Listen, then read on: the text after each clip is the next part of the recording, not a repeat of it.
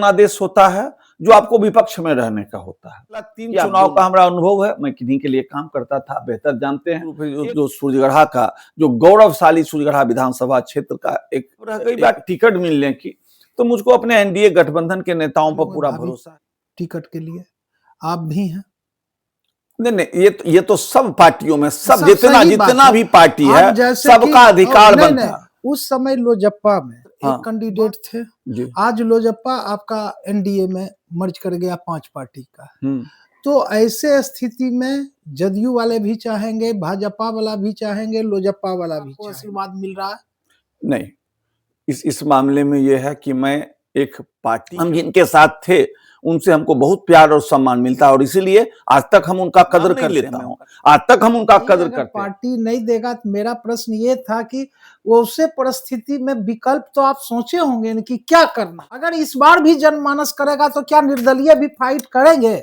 मैं समझबूझ पर भरोसा है। और एक बात और हम आपके सामने बोलते हैं, बोलना नहीं चाहिए। अगर 2020 में अगर हमको एनडीए का टिकट मिला होता तो हम कितना वोट। राजनीति जो है सो विमर्श से चलता है। बताइए, आप बहुत दिन से राजनीति को कवर कर रहे हैं। एक अनजान आदमी जिसने जीवन में कभी कोई चुनाव नहीं लड़ा, न पंचायत लेवल का लड़ा, न जिला परिषद का लड़ा, वो एकाएक 8 अक्टूबर को नॉमिनेशन किया। वीणा देवी यहाँ से पूर्व सांसद रह चुकी है, उनका भी निगाह है सूर्यगढ़ा विधानसभा सीटों कि उस समय आदरणीय सूरज भान जी ने जो है सो हमको बुला के, उस समय चिराग पासवान जी से मेरा परिचय नहीं था, हमारे संस्थापक, जिंदा रहना है तो तरकीबें ढेर सारी रखो, राह के पत्थर से बढ़कर कुछ नहीं है मंजिलें। नमस्कार, आप देख रहे हैं भारत प्राइम लाइव और मैं आपके साथ हूं हर्षराज। बिहार में विधानसभा चुनाव की डुगडुगी बजी नहीं है, लेकिन प्रत्याशी और जो नेतागण होते हैं क्षेत्र में, अब अपने लोगों के बीच जाकर जनसंपर्क में जुटे हुए हैं, मिलते हैं और जुलते हैं। इसी श्रृंखला में भारत प्राइम लाइव नेताजी के श्रृंखला में इस बार विधानसभा चुनाव में कौन किसमें है दम, किसको मिलेगी टिकट, या फिर बिना टिकट के ही लोगों के बीच उतरकर चुनावी मैदान में बल्लेबाजी करेंगे। हमारे साथ इसी बीच में 2020 विधानसभा चुनाव में लोजपा से, जब सब एक साथ थे, लोजपा से सूर्यगढ़ा विधानसभा से रविशंकर प्रसाद सिंह उर्फ अशोक सिंह, लोग उनको प्यार से अशोक बाबू कहते हैं। अशोक बाबू 2020 में चुनाव लड़े थे। 45,000 वोट मत ये इनको मिला था। और इस बार यानी अब 2025 आया है 5 साल बाद, तो क्या इस बार वो चुनावी मैदान में आएंगे? किस पार्टी से आएंगे? क्योंकि इस बार तो चिराग अलग हैं, पशुपति पारस अलग हैं, सूरज भान भी एक नए स्टंट में खेल रहे हैं खेल। तो इसी बीच पर इन डिटेल विधानसभा चुनाव को लेकर बातचीत करने के लिए हमारे साथ अशोक बाबू हैं। प्राइम लाइव पर बहुत बहुत स्वागत है। बहुत आपका स्वागत है। आपके भारत प्राइम लाइव के जितने भी दर्शक हैं सबको मेरा प्रणाम है। पूरे समूचे लखीसराय जिला वासी लोगों को मेरा प्रणाम है, आपका स्वागत है। और आज होली के बाद, रंग के फुहार के बाद, अबीर और गुलाल के बाद, ये सही बात है कि अब चुनावी साल है ये बिहार के राजनीति में, तो चुनाव की ही चर्चा होती है। और आपने कहा कि मैंने पिछला 2020 का विधानसभा चुनाव लड़ा था और जनता का भरपूर प्यार और समर्थन मुझको मिला। मुझको 44,797 वोट मिला। मैं समझता हूं कि कम समय की तैयारी में 18 दिन में मैंने मात्र चुनाव लड़ा था। मेरे हिसाब से लोगों ने बहुत समर्थन दिया। ढेर सारी उस समय की तात्कालिक परिस्थितियां ऐसी बन गई थी जिसके चलते मैं चुनाव जीत नहीं पाया, लेकिन लोगों का जो प्यार और स्नेह मुझको मिला, मैं उसके लिए आभारी हूं। और अब रही इस बार की बात कि इस बार क्या होगा, तो इस बार हमारी पार्टी मजबूती के साथ एनडीए गठबंधन में है और 5 पार्टियों का गठबंधन है। सीट का एडजस्टमेंट का बात चल रहा है। और मैं आपके माध्यम से बता दूं कि मेरे चुनाव लड़ने की बात जहां तक आपने कहा, तो मैं तो अब उसी पार्टी से जुड़ा हुआ हूं जिस पार्टी से मैंने चुनाव लड़ा था पिछले 4.5 साल से। और मुझको मेरे राष्ट्रीय अध्यक्ष, मेरे प्रदेश अध्यक्ष और जितने भी पदाधिकारी हैं, उनके तरफ से मुझको क्षेत्र में काम करने को कहा गया है। मैं पिछले 4.5 साल से चुनाव हारने के बाद मैं लगातार जनता के बीच हूं, जनता के बीच बात कर रहा हूं। अब ये सीट शेयरिंग में सीट किनको जाएगा, तरह तरह की भ्रांतियां हैं क्षेत्र में, मैं उन पर नहीं जाता हूं। मेरा मानना है कि लोकतंत्र में लोक सर्वोपरि होता है और लोक मतलब जनता। और जिस दिन से मेरा चुनाव का परिणाम आया और मैंने चुनाव परिणाम के बाद दूसरे दिन चुनाव का समीक्षा किया परिणाम का, और उसके बाद मुझको लगा कि राजनीतिक पाठशाला में जो बातें बताई जाती हैं कि जनादेश 3 तरह का होता है। एक जनादेश होता है कि आप जीत के जाते हैं और अपने क्षेत्र के लोगों की आवाज को, उनकी अपेक्षा को आप विधानसभा में या जिस सभा में आप जाते हैं वहां उठाते हैं उनके बेहतरी के लिए। एक जनादेश होता है जो आपको विपक्ष में रहने का होता है कि आप 2 नंबर पर होते हैं। और एक तीसरा जनादेश होता है, हम 3 नंबर पर थे, ये जनादेश होता है सड़क पर उतरने का, गांव की गलियों में घूमने का, खेत और खलिहानों में घूमने का, और वहां जाके और लोगों से बात करने का होता है, उनकी समस्याओं को सुनने का होता है और उसके हिसाब से अपनी तैयारी करनी होती है आगे के लिए। तो मुझको तीसरा जनादेश मिला था और मैंने एक दिन भी देर नहीं किया, तब से जो चला हूं सो आज तक चला जा रहा हूं। एक दिन मैं घर में बैठ के नहीं रहता हूं। और मुझको अगर थोड़ा सा भी राजनीतिक समझ है, क्योंकि पिछला 3 चुनाव में हम अपने कभी चुनाव आज तक जीवन में नहीं लड़े 2020 के पहले, लेकिन जो पिछला 3 चुनाव का हमारा अनुभव है, मैं किन्हीं के लिए काम करता था बेहतर जानते हैं। एक विधानसभा क्षेत्र का करीब करीब हम ही काम देखते थे, तो हम उस समय भी पब्लिक के बीच में जाते थे, लेकिन इस रूप में नहीं जाते थे। आज जो हम देख रहे हैं तो सूर्यगढ़ा के पब्लिक में एक टीस है उनके मन में कि हमसे 2020 में हम सही निर्णय नहीं कर पाए, और उन लोगों से हमको इतना हौसला और विश्वास मिल रहा है। मुझको लगता है कि आने वाले समय में निश्चित रूप से जो सूर्यगढ़ा का जो गौरवशाली सूर्यगढ़ा विधानसभा क्षेत्र का एक इतिहास रहा है, उसको जो बीच के समय में कुछ विशृंखलित हो गया था, मुझको लगता है आने वाले समय में यहाँ की जनता एक बहुत बेहतर फैसला करने जा रही है। अब रह गई बात टिकट मिलने की, तो मुझको अपने एनडीए गठबंधन के नेताओं पर पूरा भरोसा है। नया गठबंधन है, बिल्कुल लगता है कि इस बार पूर्वाग्रह से रहित होके और सही प्रत्याशी का चुनाव किया जाएगा। अब अगर उस प्रत्याशी के खाके में मैं आता हूं तो बहुत अच्छी बात है। बाद बाकी मुझको लगता है कि अगर लोग सही तरीके से फैसला करेंगे और सही तरीके से सर्वे करेंगे, और मुझको पता है कि ढेर सारी सर्वे की एजेंसियां जो हैं वो घूम रही हैं क्षेत्र में और लोगों के कैंडिडेट के बारे में सर्वे कर रही है, मुझको लगता है कि अगर वो सही बात वहां तक पहुंचेगा तो मुझको प्रत्याशी बनने में कहीं कोई प्रॉब्लम नहीं है, क्योंकि हर गठबंधन को जिताऊ कैंडिडेट चाहिए। अशोक बाबू, यहाँ पर एक प्रश्न उठता है, बहुत बड़ी समस्या है। एनडीए के तरफ से कई प्रत्याशी होंगे मैदान में, होने वाले होंगे भावी टिकट के लिए, आप भी हैं। नहीं, ये तो सब पार्टियों में सब जितना भी पार्टी है सबका अधिकार बनता है। उस समय लोजप्पा में हाँ मात्र एक कैंडिडेट थे, आज लोजप्पा आपका एनडीए में मर्ज कर गया 5 पार्टी का। तो ऐसे स्थिति में जदयू वाले भी चाहेंगे, भाजपा वाला भी चाहेंगे, लोजपा वाला भी चाहेंगे, आरएलए में हम वाला भी चाहेंगे। हाँ, वो तो कुल जो भी चाहेंगे, सबका हक। तो ऐसे परिस्थिति में अगर नहीं होगा तो क्या मैं समझूं कि जिस तरह से जनता का आशीर्वाद ले रहे हैं तो निर्दलीय भी पार्टी जैसा जनता का आपको आशीर्वाद मिल रहा है? नहीं, इस मामले में यह है कि मैं एक पार्टी के संविधान से बंधा हूं। हमारी पार्टी एनडीए का अंग है। हम उस पार्टी के न सिर्फ सदस्य हैं, बल्कि आदरणीय चिराग पासवान जी ने, आदरणीय राजू तिवारी जी ने हमको प्रदेश का उपाध्यक्ष बना के रखा। हालांकि हमने उनको कहा था कि इस बार जब संगठन के जिला का संगठन बना रहे थे तो हमने कहा था कि हम चुनाव लड़ेंगे, इसलिए हमको जो है कहीं कोई भार नहीं दिया जाए और इस चीज से भी हमको मुक्त किया जाए। लेकिन आज तक मैं हूं, इसलिए मैं ऐसा कोई बात नहीं कहूंगा जो एनडीए के हित के विपरीत होता है। रह गई बात चुनाव लड़ने की, तो उसके लिए सब आदमी स्वतंत्र होता है, लेकिन उसके लिए अगर वैसी परिस्थिति आई तो फिर हम एनडीए का पार्ट रहते हुए हम ऐसी कोई बात नहीं कर सकते हैं। जितना मेरा अधिकार बनता है उतना उन सारे 5 पार्टियों के जो लोग हैं उनका भी अधिकार बनता है। अब ये लोगों को सोचना है। रह गया बात अपना निर्णय करने, तो अपना निर्णय करने के लिए सब लोग स्वतंत्र होता है। और आप जानते हैं कि 2020 में भी हम जिनके साथ थे उनसे हमको बहुत प्यार और सम्मान मिलता है, और इसीलिए आज तक हम उनका कदर करते हैं। मैं उनका नाम नहीं लेता हूं, आज तक हम उनका कदर करते हैं। और हमारे बारे में जो कुछ भी बोला गया, हम आज तक उनके बारे में एक शब्द कोई असंसदीय बात नहीं बोले। तो उनके पास हमको सब कुछ मिला हुआ था, लेकिन हम जन दबाव में ही चुनाव लड़ने आए। और पिछला 4.5 साल से सत्ता और प्रशासन से अलग हटके लोग के सुख दुख के साथ, लोग की समस्याओं के साथ जूझ रहे हैं।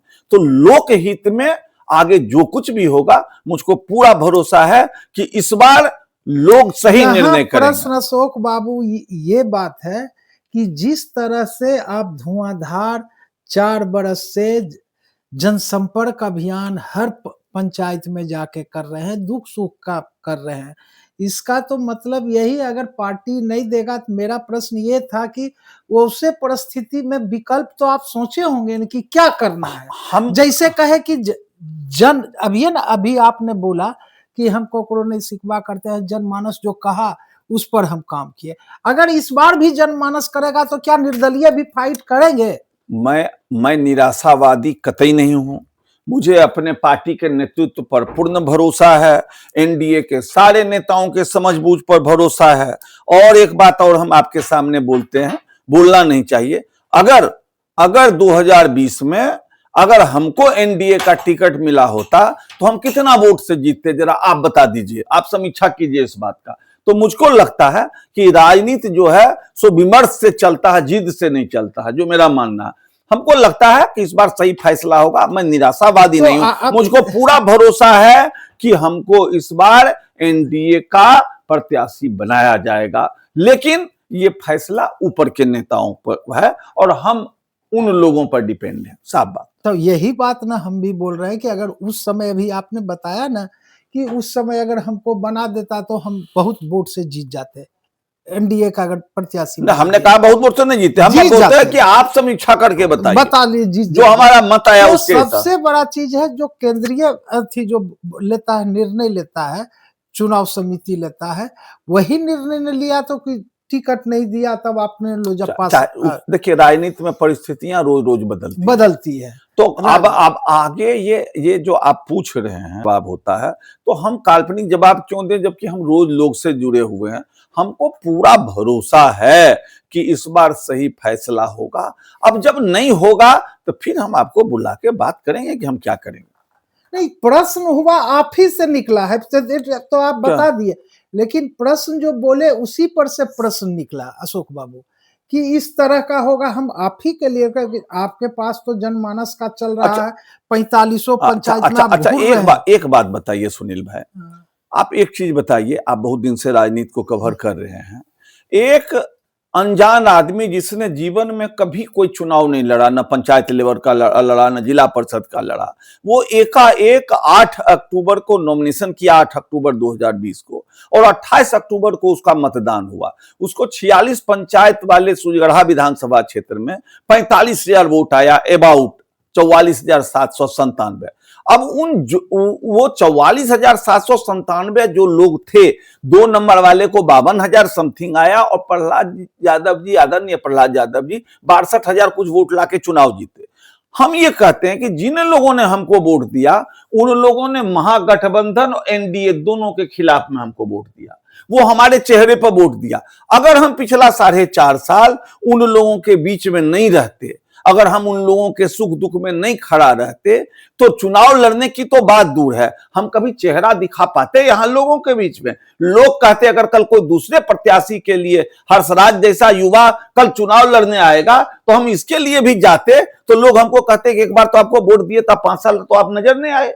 तो हम पटना दिल्ली में तो रहने वाले लोग ने, हम सुजगढ़ा के जमीन पर पैदा हुए हैं, और जब तक भगवान जिंदगी देंगे और हम यहीं मरेंगे और यहीं जलेंगे। इसलिए हमको सुजगढ़ा का मान सम्मान प्यारा है, और हम अपना जो 45,000 लोगों ने जो वोट दिया हमको, हम उनके सम्मान के लिए रोज दौड़ रहे हैं।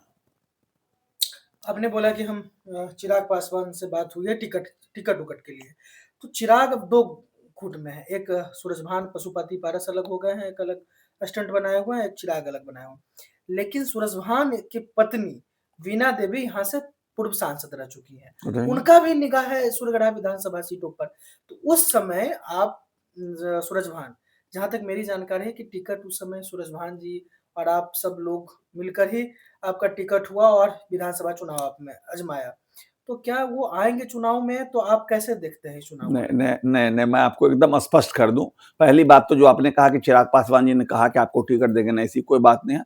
चिराग पासवान जी ने जो भी प्रत्याशी हमारे थे, एक चीज और आपके माध्यम से मैं बता दूं कि 2020 में जो हमारी पार्टी करीबन 125-30 सीटों पर चुनाव लड़ी थी 2020 में, उसमें हमारा वोट के मामले में हमारा 6ठा पोजीशन था। सही, हम 6ठे नंबर पर थे। हमसे 5 आदमी को ज्यादा वोट आया था, लेकिन उनमें से अधिकांश करीब करीब कोई अब हमारी पार्टी में नहीं है। जैसे उसमें आदरणीय राजेंद्र सिंह जी थे, राजकुमार सिंह जी जो यहाँ से विधायक बने, तो एगो मनोज सिंह कोई थे, तो वो लोग अब नहीं है। तो अभी वोट के मामले में हमारा करीब करीब ऊपर में ही स्थान है इस लोजपा में। हमको हमारी पार्टी में, जब हमारा पार्टी में दुर्भाग्यपूर्ण ढंग से विभाजन हुआ, तो हम बटनेचुर था कि हमने चिराग पासवान जी के साथ अपना समर्थन दिया और हम ईमानदारी से उनके साथ हैं। और हम लोगों को उस समय मार्च 2021 में, अप्रैल में उन्होंने बुला के कहा था कि जब कभी चुनाव होगा तो आप हमारे प्रत्याशी होंगे, और तब से हमको विभिन्न जिम्मेदारी दिया गया, उनका विश्वास प्राप्त है। लेकिन हमारे पार्टी के नेता किसी को ये नहीं कहते कि आप ही को देंगे, चूंकि वो जिम्मेवार व्यक्ति हैं। पहले गठबंधन में सीट तय हो तब न किन्हीं को कहेंगे कि हम देंगे नहीं देंगे, ये बात नहीं है। नंबर 1। नंबर 2, आपने जिनका नाम लिया वो पार्टी अलग है और मेरी पार्टी अलग है। ये अलग बात है कि उस समय आदरणीय सूरजभान जी ने जो है सो हमको बुला के, उस समय चिराग पासवान जी से मेरा परिचय नहीं था, हमारे संस्थापक स्वर्गीय रामविलास पासवान जी उस दिन तक थे जब हमको वहां से टिकट मिला। आफ्टर दैट उनका दुखद निधन हुआ, फिर हम लोग वहां गए, तो उस समय सूरज बाबू ने ही हमको सिंबल दिया था और इस नाते हम उनके ऋणी हैं। वो हमारे चुनाव प्रचार में भी आए थे। तो क्या वो लेकिन मैं अपनी बात पूरा कर लूं, लेकिन वो तब की बात है।